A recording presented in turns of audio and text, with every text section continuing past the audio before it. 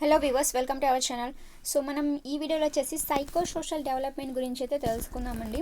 So theories గురించి అయితే start చేసాం కదా. అందులో వచ్చేసి మనకి పియాజేకి సంబంధించిన డెవలప్మెంట్ థియరీ అయితే కంప్లీట్ చేసుకున్నాము. అండ్ నెక్స్ట్ వచ్చేసి మనకి కార్ల్ రోజెస్ ప్రతిపాదించిన సెల్ఫ్ కాన్సెప్ట్ థియరీ, చామ్స్కీ ప్రతిపాదించిన language acquisition development theory.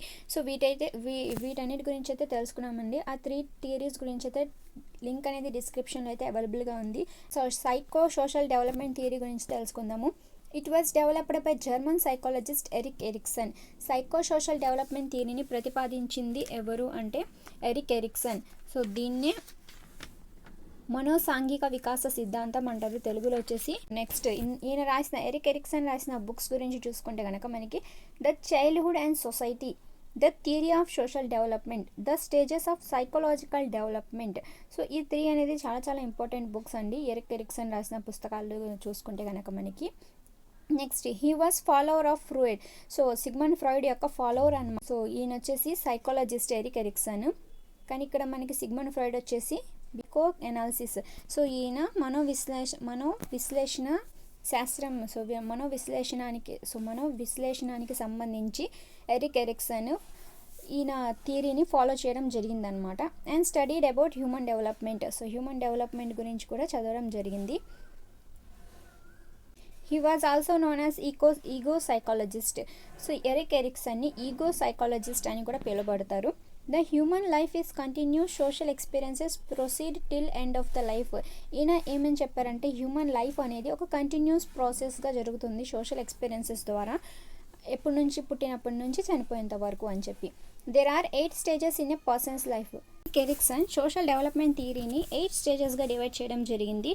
So వాటి గురించి అయితే తెలుసుకుందామండి. సో ఫస్ట్ వన్ వచ్చేసి ఇందులో ఫస్ట్ స్టేజ్ వచ్చేసి ఇన్ఫాన్సీ స్టేజ్ అనమాట. ఇది ట్రస్ట్ వర్సెస్ మిస్ట్రస్ట్ అనే ఒక బేసిక్ కాన్ఫ్లిక్ట్ అంటే సంఘర్షణ.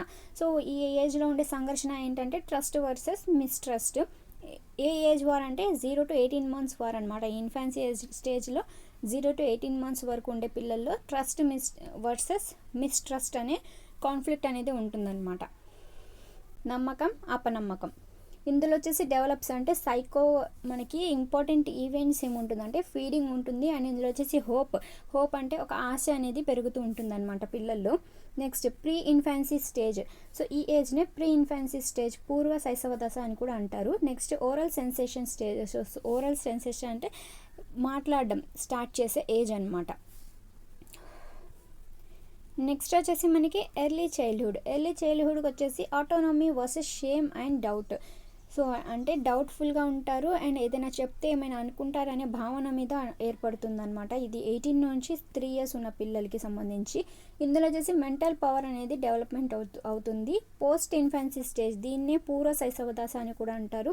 Next toilet training. ఇందులో ఇంపార్టెంట్ ఈవెంట్. సో పిల్లలకి టాయిలెట్ ట్రైనింగ్ అనేది ఈ ఏజ్లో ఇస్తారనమాట. సో నెక్స్ట్ వచ్చేసి ప్రీ స్కూల్ ఏజ్కి సంబంధించి 3 to 5 years ఉన్న పిల్లలు అనమాట. ఇందులో ఇంట్యూటివ్ వర్సెస్ గిల్టీ అనే భావన ఏర్పడుతుంది. అండ్ ఇందులో వచ్చేసి develops proper aim, objective exploration. So ఇందులో వచ్చేసి పిల్లలకి ఒక ఎయిమ్ అనేది ఏదో ఒక పని చేయాలి, ఏదో ఒకటి చేయాలి అనే ఒక ఎయిమ్ అనేది ఉంటుందన్నమాట. ఇందులో ఇంపార్టెంట్ ఈవెంట్ వచ్చేసి ఎక్స్ప్లోరేషన్. వాళ్ళే ఎక్స్ప్లోర్ చేస్తారన్నారు అనమాట. అంటే నేనే లీడర్ని, సో నాకే మొత్తం తెలుసు అనే ఒక భావన లాగా ఉంటారనమాట. సైకో సోషల్ కాంప్లెక్స్ సిట్యుయేషన్ అనేది ఏర్పడుతుంది. Interact with environment. ఈ ఏజ్ పిల్లలు ఏంటంటే ఎన్విరాన్మెంట్తో ఇంటరాక్ట్ అవ్వడం స్టార్ట్ అవుతుంది. నెక్స్ట్ వచ్చేసి స్కూల్ ఏజ్కి సంబంధించి ఇండస్ట్రీ వర్సెస్ ఇన్ఫీరియారిటీ అనే భావన ఉంటుంది. 6 to 12 years వరకు అనమాట ఈ పిల్లలు. వీళ్ళకి వచ్చేసి కెపాసిటీ అనేది ఉంటుంది. అంటే వాళ్ళు ఏదైనా చేయగలిగే కెపాసిటీ అనేది, సామర్థ్యత అనేది ఉంటుంది. దీన్నే స్కూల్ ఏజ్ అని అంటారు. ఇది ఎలిమెంటరీ స్కూల్ అనమాట. అంటే 6 నుంచి 12 years ఉన్న పిల్లలకి elementary 1 to 5th class elementary స్కూల్లో ఉంటారనమాట. సో కాబట్టి దీన్ని ఎలిమెంటరీ స్కూల్ ఏజ్ అని కూడా అంటారు. అండ్ ఇందులో ఏర్పడేది ఈవెంట్ ఏంటంటే పిల్లలు ఎక్కువ టైం స్కూల్లో స్పెండ్ చేస్తారనమాట. సో వీటి మీద అయితే ఇన్ఫాన్సీ స్టేజ్లో ఏ భావన ఏర్పడుతుంది అంటే బేసిక్ కాన్ఫ్లిక్ట్ ఏముంటుంది, సంఘర్షణ ఏముంటుంది అనే దాని గురించి అడగొచ్చు. అండ్ సంఘర్షణ ఇచ్చేసి ఏ ఏజ్ పిల్లలు, ఏ స్టేజ్లో ఉన్న పిల్లలు, ఏ ఏజ్లో ఉన్న పిల్లలు అని కూడా అడుగుతారు. సో ఇవే ఇంపార్టెంట్ అండి. అండ్ నెక్స్ట్ ఇందులో అయితే 4 stages కంప్లీట్ చేసుకున్నాం. అండ్ నెక్స్ట్ 4 stages చూసుకుంటే కనుక అడాలసెన్స్ స్టేజ్ అంటారు దీన్నే. సో నెక్స్ట్ 5th స్టేజ్ వచ్చేసి అడాలసెన్స్ స్టేజ్. ఇందులో వచ్చేసి identity versus role confusion. So identity అంటే అందరిలో మేమే కనిపించాలి, సో అందరికీ మేమే లీడర్ అన్నట్టు ఉంటారనమాట 12 నుంచి 20 ఇయర్స్ వరకు. ఇందులో వచ్చేసి సైకో సోషల్ స్టేట్ ఏర్పడుతుందంటే సోషల్ రిలేషన్షిప్స్ అనేవి ఎక్కువగా ఉంటాయన్నమాట. ఈవెంట్ చూసుకుంటే కనుక మనకి సోషల్ రిలేషన్షిప్స్ అనేవి ఫ్రెండ్స్ రిలేషన్స్ అనేవి ఎక్కువగా ఏర్పడతాయి. Next children seeks for self identification. So self నేనే లీడర్ని అని చెప్పుకోవడానికి ఒక ఐడెంటిఫికేషన్ లాగా వాళ్ళు తయారు చేసుకుంటారనమాట. అంతే అందరిలో వాళ్ళే బాగా చదవడం కానీ లేకపోతే వాళ్ళు అందరు బాగా మాట్లాడడం కానీ, సో అందరి దృష్టి వాళ్ళ వైపు తిప్పుకునే ఆ విధంగా ఉంటారనమాట. Next confusion raises. ఈ ఏజ్లో ఏంటంటే పిల్లలకి ఏది మంచిది ఏది చెడ్డది అనేది తెలియకుండా కన్ఫ్యూజ్ అవుతూ ఉంటారనమాట. సో దీన్ని కన్ఫ్యూజన్ స్టేట్ అని కూడా అంటారు stage. Next early adulthood. Early అడల్ట్హుడ్లో వచ్చేసి ఇంటిమసీ వర్సెస్ ఐసోలేషన్. 20 నుంచి 30 ఇయర్స్ వరకు అంటే జాబ్ గురించి ఆలోచించడం అందులో వచ్చేస్తారనమాట. So psycho social state relationships love. So ఈ ఏజ్లో పిల్లలు ఏంటంటే అట్రాక్షన్కి గురవ్వడం, లవ్కి గురవడం, సో ఇలా రిలేషన్షిప్స్ మ్యారేజ్ అయ్యి రిలేషన్షిప్స్ ఏర్పడడం, సో ఈ స్టేట్లో ఉంటారనమాట. Personality developments. ఇందులో మూర్తిమత్వం కూడా అభివృద్ధి చెందడం జరుగుతుంది. Sacrifices for family and friends. ఏమైనా ఉంటే కనుక వాళ్ళ ఇష్టం ఉన్న పని అయినప్పటికీ ఇతరుల కోసం అయితే వదులుకుంటారనమాట. సో సాక్రిఫైస్ చేస్తుంటారు ఈ ఏజ్లో ఉన్న పిల్లలు. నెక్స్ట్ పెద్దలు. Next middle adulthood. So middle అడల్ట్హుడ్లో జనరేటివ్ వర్సెస్ స్టాగ్నేషన్ అంటారు. ఈ కాన్ఫ్లిక్ట్ వచ్చేసి 30 నుంచి 60 ఇయర్స్ వరకు అనమాట. ఇందులో వచ్చేసి ఏంటంటే work and parenthood. Psycho social state work and parenthood protection conservation.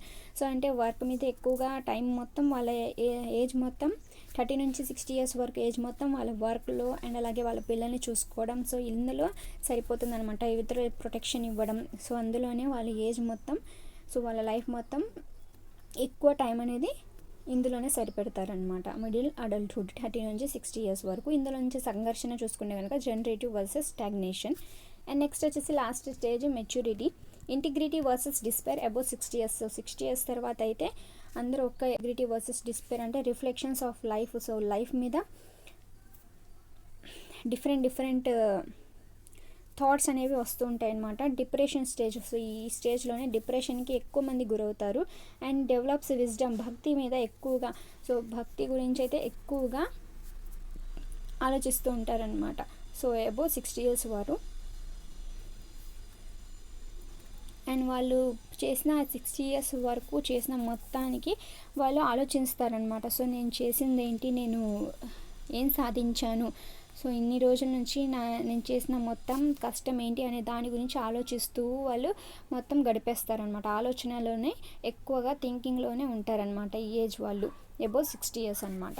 Stages అనేవి చాలా ఇంపార్టెంట్ అండి. ఎరిక్ ఎరిక్సన్కి సంబంధించి కంపల్సరీ థియరీస్ నుంచి కంపల్సరీ బిట్స్ అనేవి రావడం జరుగుతుంది. సో 8 మార్క్స్ కాబట్టి 8 2 16 బిట్స్ ఉంటాయి కాబట్టి అందులోంచి కంపల్సరీ మీకు క్వశ్చన్స్ అనేవి రావడం జరుగుతుంది. ఎన్ని క్వశ్చన్స్ వస్తాయి ఏంటి అనేది చెప్పలేము, ఎందుకంటే ఒక్కొక్కసారి ఒక్కొక్కలా వచ్చింది పేపర్. అసలే షిఫ్ట్ వైస్ కాబట్టి అసలు చెప్పలేము ఎలా ఉంటాయి క్వశ్చన్ పేపర్ అనేది. సో కాబట్టి ప్రతి ఒక్క టాపిక్ అనేది మనకి చాలా ఇంపార్టెంట్. అండ్ మనకి నెక్స్ట్ చూసుకుంటే కనుక లైవ్ క్లాసెస్ కూడా స్టార్ట్ చేయడం జరుగుతుందండి ప్రాక్టీస్ బిట్స్ కోసం. సో అందులో జాయిన్ అవుతూ ఉండండి. అండ్ టైమింగ్ షెడ్యూల్ అనేది కూడా మీకు అందుబాటులోనే ఉంటుంది. Thank you for watching this video.